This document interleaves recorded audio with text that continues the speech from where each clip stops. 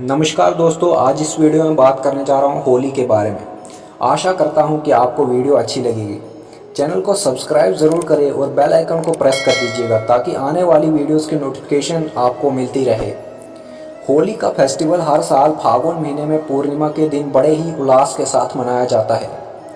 इस दिन संगीत, ढोल, नगाड़े के साथ साथ एक दूसरे पर रंग और पानी भी फेंका जाता है और पूरे भारत में बहुत ही धूमधाम से मनाया जाता है।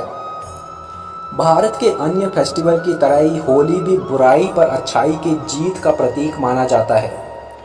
प्राचीन काल की एक पौराणिक कथा के अनुसार होली का त्यौहार हिरण्यकश्यप की कहानी को बहुत ही चर्चित माना जाता है। आइए हम आपको होली के पीछे की कहानी सुनाते हैं।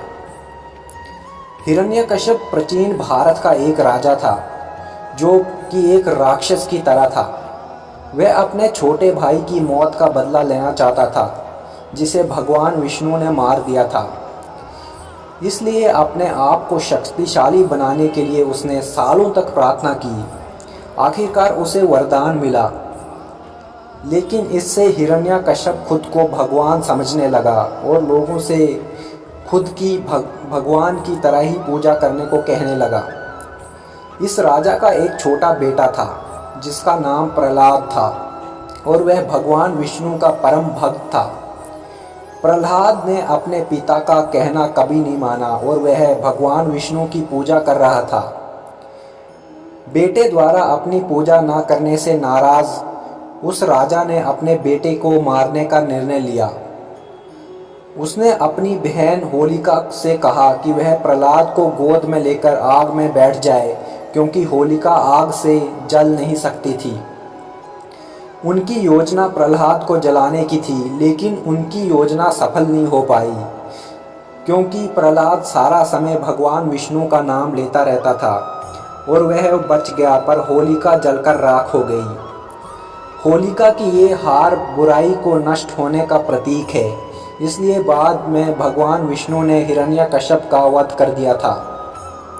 इसलिए होली का त्यौहार होलिका की मौत की कहानी से जुड़ा हुआ है।